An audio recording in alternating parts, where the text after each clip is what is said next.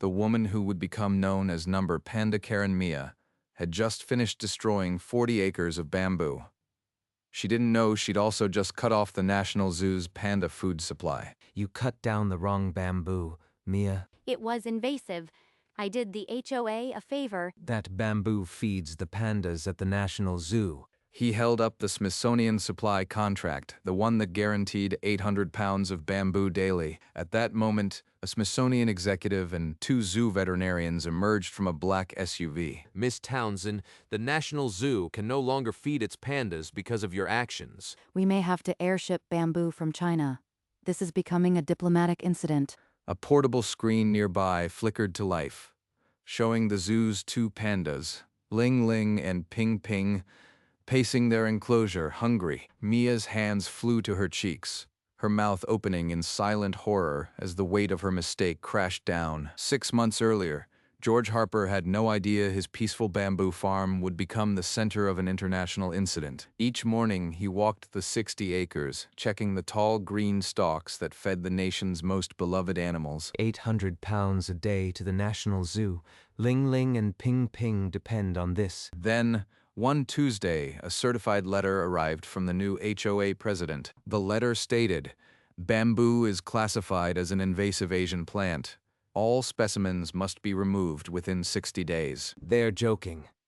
This bamboo has been here for 40 years. He left a calm voicemail for President Mia Townsend, explaining the zoo contract and inviting her to visit the grove. She'll understand once she sees the pandas. The next week, the HOA newsletter arrived with a bold headline, "Invasive Asian Plants Must Go." He folded the newsletter.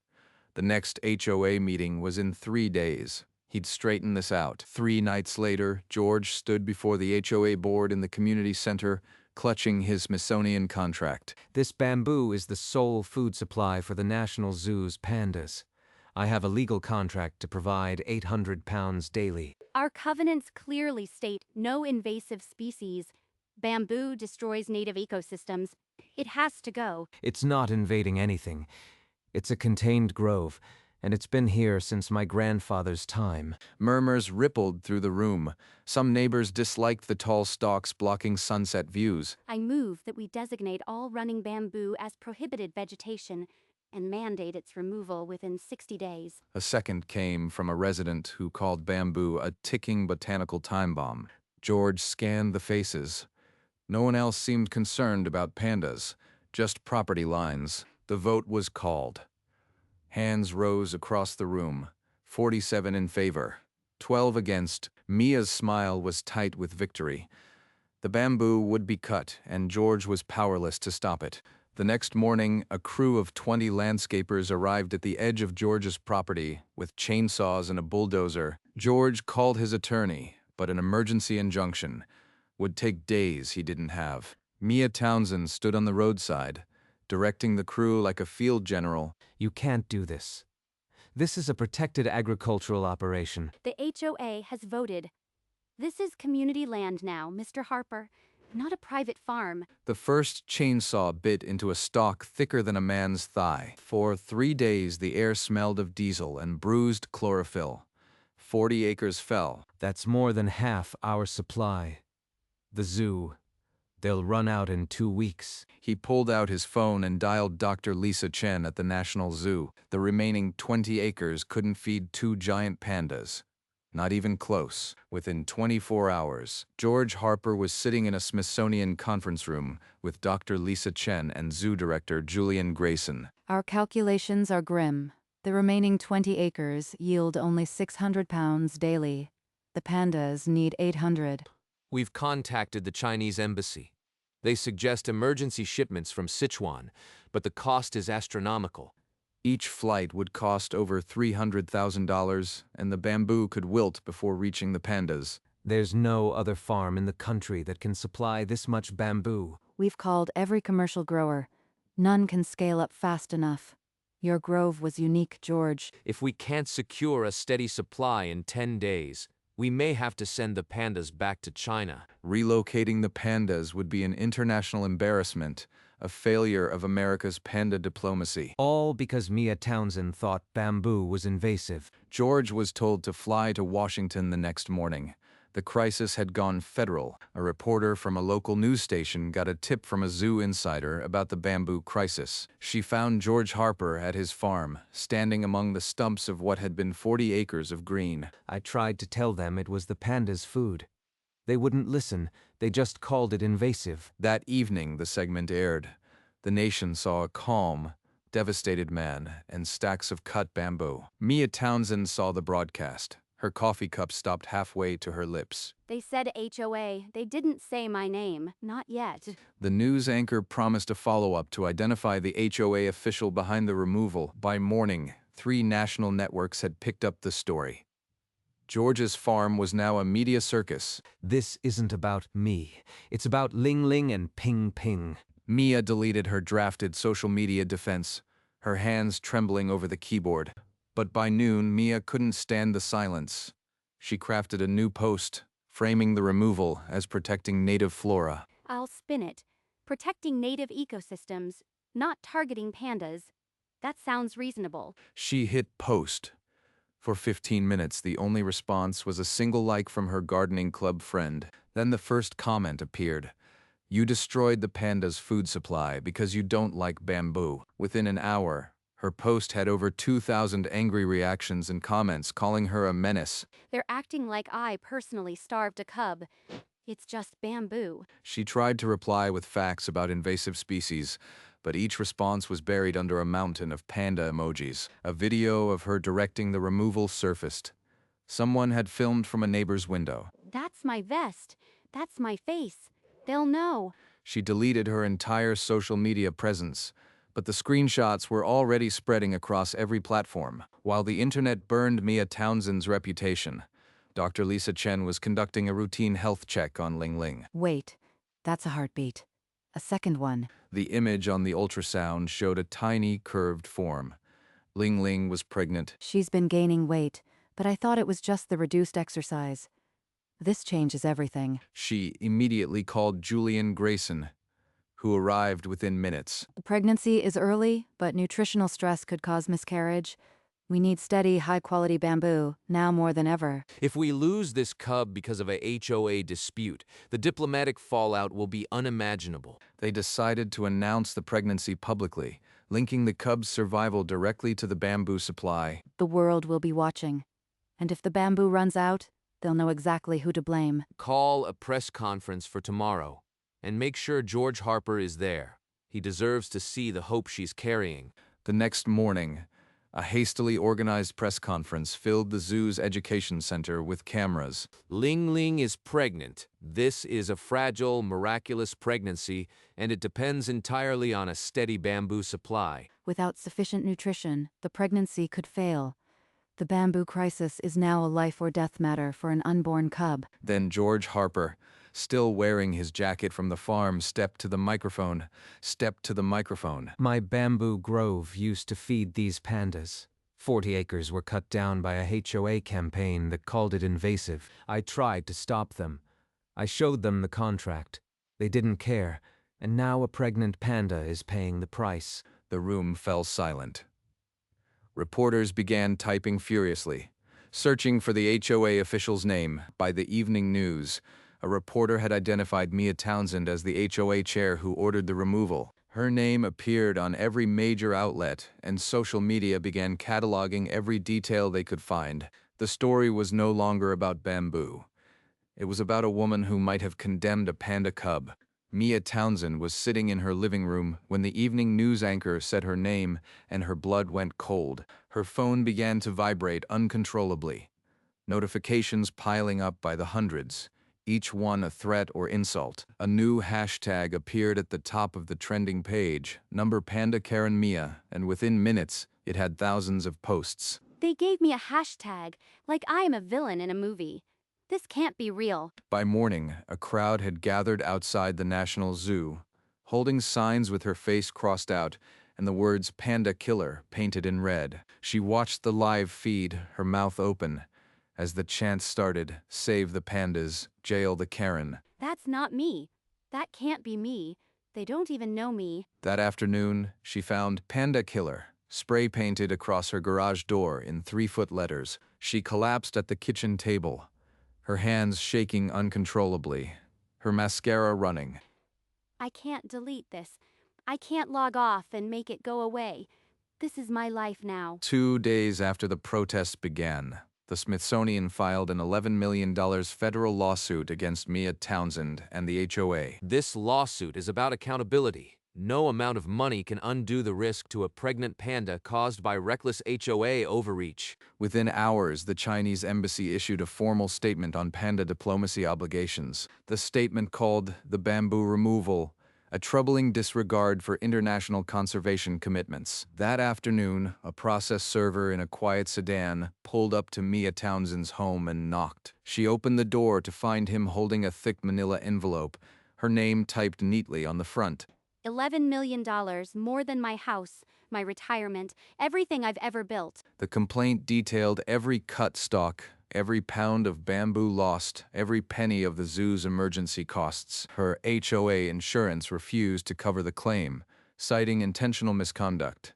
She was now personally liable. I might lose it all. And for what? A botanical crusade no one even remembers. That evening, a national news network asked George Harper if he would sit for a live interview. He agreed. I am not angry at Mia Townsend. I am just sad. Sad that 40 years of growth could be erased in 3 days because someone wouldn't listen. The interview was broadcast. Mia watched from her darkened living room, a box of tissues beside her, unable to look away. He sounds so calm, like he's already at peace, and I am the villain who can't even sleep. The next night, the HOA called an emergency meeting. Every seat was filled and the air crackled with blame. An elderly neighbor rose and yelled that Mia had ruined their community's reputation and sent property values plummeting. They're all staring at me, like I am a stranger. Even the ones who voted with me. I resign as HOA chair, effective immediately. She stepped down from the podium, but no one met her eyes. The room emptied around her. I am completely alone.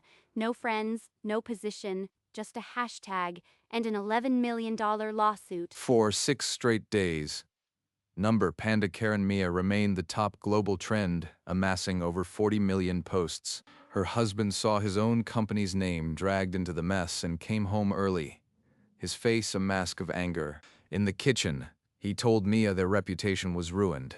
Their friends had vanished, and he couldn't live like this. He can't even look at me.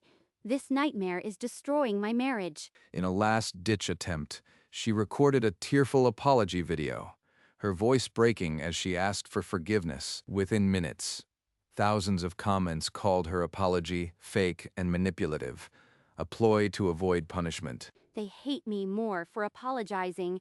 There is no way out of this. Before dawn, she packed a single suitcase, not sure where she could go to escape her own face. I have nothing left, not even a home where people don't know my face. The emergency bamboo shipment from China touched down at midnight. Each bundle was rushed to the zoo in refrigerated trucks. These stocks are fresh, but Ling Ling's appetite is fluctuating. Her stress levels are dangerously high. Dr. Chen monitored the panda's vitals around the clock, noting every ounce of bamboo consumed. Outside, news vans lined the streets. The world was waiting for any sign of the panda's condition. If she stops eating for even 1 day, we could lose the cub. Every stock matters. The zoo announced an immediate lockdown of the panda house, allowing only essential staff. A press release warned that the pregnancy was guarded and any stress could trigger complications. George Harper watched the updates from his farm, his hands still dirty from the broken grove. This is Mia Townsend's doing.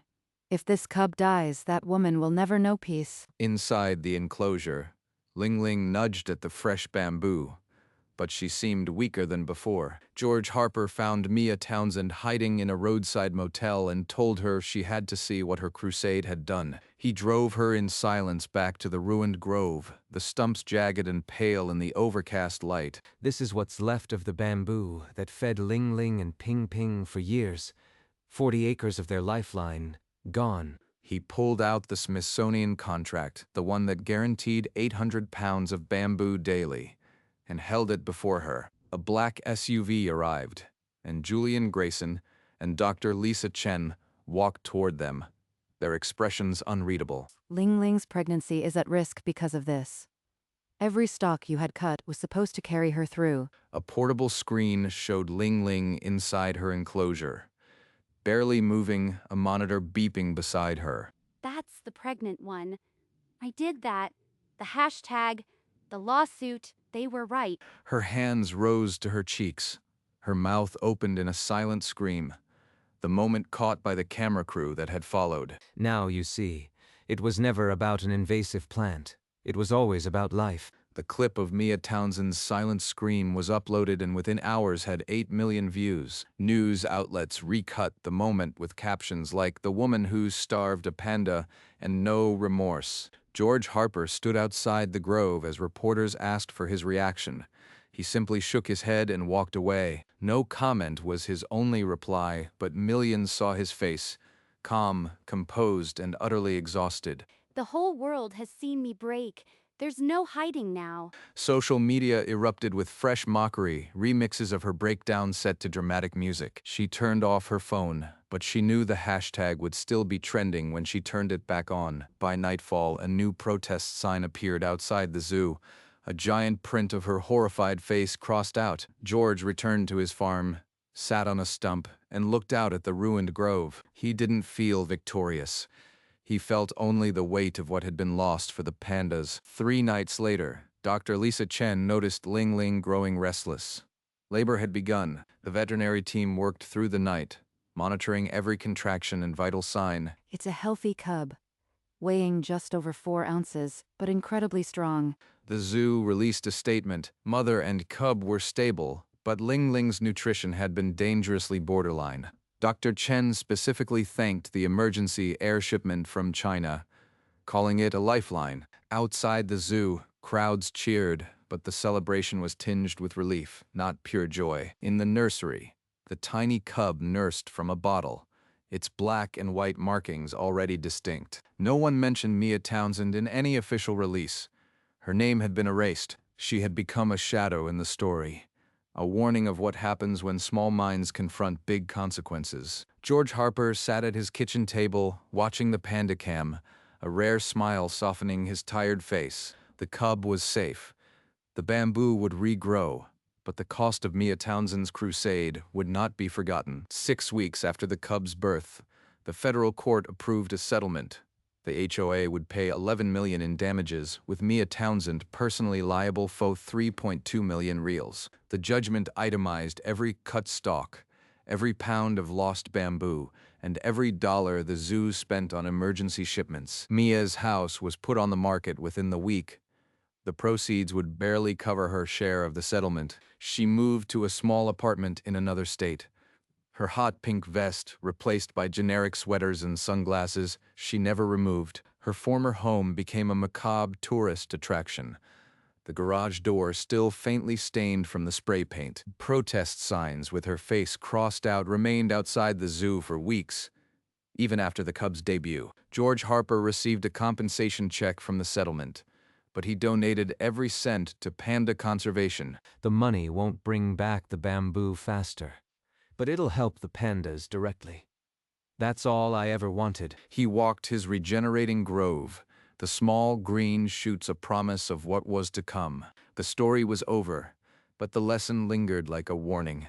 Some small minds can cause big catastrophes. Months passed, and the surviving bamboo sent up bright green shoots.